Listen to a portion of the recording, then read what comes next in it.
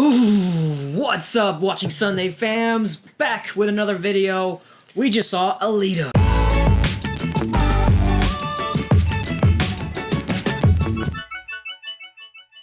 We did. Angel. Alita Battle Angel, James Cameron pulled it off. I think so. Well, yeah, of course, you gotta give a little credit to Robert Rodriguez for directing the film. Yeah. Everyone knows that James Cameron is He's been developing behind this the scenes, for a while. yeah, and his love for anime, like, we finally got Battle Alita out. Battle Alita. Battle Alita. Alita Battle Angel. Alita Battle Angel. We finally got it. Like, Yeah. we finally saw it. And we have 5 takeaways, but first and foremost, did you like it? Did you hate it? Did you love it? I thought it was great. I loved it.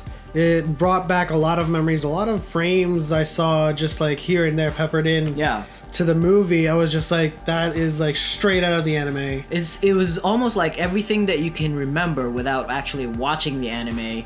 Yeah, it's been a long time. They did it scene by scene, but but you were talking about frame by frame. It's like, oh my god, that's exactly how the anime Sometimes there were like more than like just a frame. Sometimes there was a scene that was kind of like one-to-one. The casting was perfect. Christoph Waltz looks exactly like the Doctor. Yeah, Dyson Ito. And I was just really impressed. My impressions of it was like, there was, like you said, a lot of those heartstrings, those nostalgic heartstrings got pulled a little bit here and there. The only thing I would probably, have a little bit of an opinion on is Hugo. Hugo. He doesn't really remind me of the original Hugo. Hugo was a little bit more kind of he was more fragile. He wasn't like a big muscular, tough guy. Yeah, Hugo was a little bit more of innocence. Hugo was a little bit more a symbol of innocent hope. Yeah.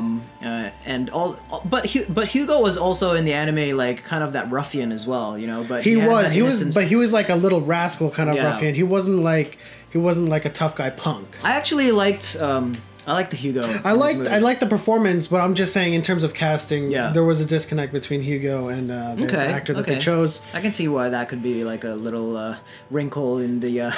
I mean, for me at least. Yeah. But they did nail the graphics and animation on this one. Yeah, we have 5 takeaways, and the first takeaway that we have right now is graphics and special effects. So on first impression, when we saw the trailer, there was this kind of uncanny valley thing happening with Alita and the big eyes. Right, and they seem to have found the solution. I read somewhere that on the internet, obviously, that they on the internet that they increased the irises so that there wasn't such a gap. Such a big disparity between the white space of the eyeballs and the So it kind of created that sense of life that was needed.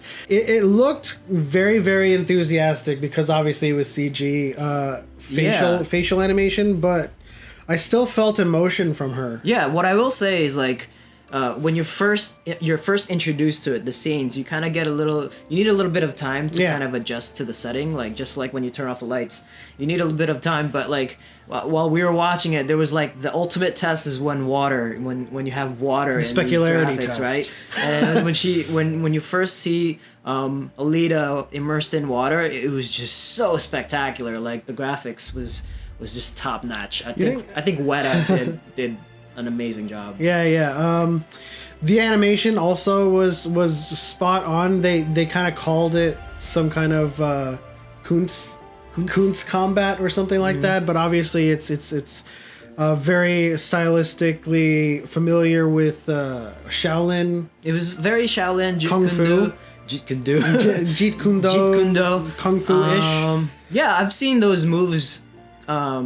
I've seen those moves before. They're familiar. I think Jet Li does those moves all the time. And when like they do this stuff, it's like that's typical Bruce Lee type stuff. Right. There was a healthy mix of kung fu in there, and when I say that they nailed the animation, I compare it to things like Marvel. When you see Black Panther do kind of like a triple axel spin kick, especially in Civil War, you kind of saw that was a CG guy. I really feel like they kind of nailed it, having her animations and her body on top of a real set. Because it didn't, whenever I saw the fighting, whenever I saw the combat, it didn't overtly seem like a CG animated fight. Yeah, like, it all blended very nicely together. Yeah, I think it was awesome. Like pretty sure there's a lot of behind the scenes with body doubles and and a lot of wire work. I mean, but the action itself blended seamlessly with the environment is what we're trying to say. And I'd like to point out, like, in addition to that it seemed like it was an anime. Oh yeah, CG. Yeah. So like they animated the CG in this as well as it would have looked on anime. Like no one looked awkward. No one looked like Iron Fist fighting. Well, that takes us to the next takeaway: is that the world was breathtaking. It reminded you of an anime. It's like it's untapped territory. What happens in the future when we run out of superheroes and Marvel and DC superheroes to make movies about? Like, anime world is untapped in terms of Hollywood. And, you know, Ghost in the Shell was a little bit of a disappointment, I guess, but like this one was really, really awesome. Yeah, I mean, you know, 2200 plus, I think 200 years in the future, we still have motor trolleys that are powered by small motorcycles. I mean, the world was very anime-like. And you open yourself up to it and you embrace it, and it's just, it was an amazing experience. Yeah. The next takeaway is Rosa Salazar. She was really good. You had mentioned earlier how, like, you know, you got caught up in a little bit of emotions here from the nuances in her acting. Even if it was CG, like, on top of her facial acting, like, I was blown away, to be honest. I mean, I would admit that I teared up a little bit in some of the scenes there. Only probably because you remember the anime and then you watch this movie, and then you're just like kind of just like all caught up in it. You're like so emotionally invested. I did tear up a little bit. It's kind of a little. It's kind of hard not to get caught up in your emotions in this one, because especially if you are a Battle Angel fan, if you grew up with the anime, and you're watching this right now, kind of hoping it's gonna turn out well, and it did. So thanks for that at least.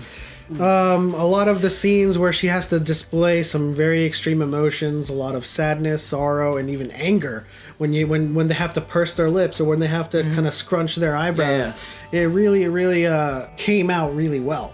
And I think that goes to show, like, our next takeaway is the world of critics and the world of fans. Like on Rotten Tomatoes, there was like a 53% critics and then 93% of fans. I think the fans have spoken. I think when it comes to critics, screw them.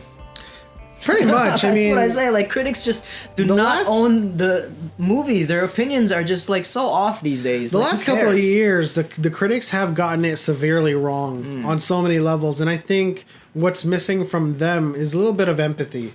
So we have a lot of critics watching this movie not coming from a place of familiarity with the character. We also have some critics that are just coming at it from a lens that is strictly filmmaking and their stigmas with filmmaking and the tropes. Yeah, you know, I just feel like I would say like film critics are like food critics. They have to adapt to the changing, you know, landscape of films. I would compare it to like food critics, right? Like the old school food critics. That was like kind of like a league of its own. They were just so, and they were so bougie about everything. They didn't embrace gastronomy and all the newer ways of doing food. Don't listen to the critics, guys. Look at what the fans have been saying. And just go check out this. If you do listen to any critics, listen to critics that are actually fans of the franchise, because we're actually the ones. Well, we're not critics, but listen to us. But the voices of the people who are fans of the original manga and the original anime probably hold a much higher standard in terms of, like, you know, getting things one-to-one and capturing the feelings that we have with those original properties, whereas these critics are kind of like checking boxes in what they know as films. Yeah, exactly. Look at the box office numbers that this movie has performed so far. 40 million out the gate. I know it's a holiday weekend, but that's well on its way to being a very successful release. Why don't we go to the meter and just let everybody know what we thought of this movie? Alita Battle Angel meter, let's go. Alright guys, let us know what you thought of the movie. Leave it in the comment section below. If you like this video, like it, subscribe for more videos, and we'll see you guys next time.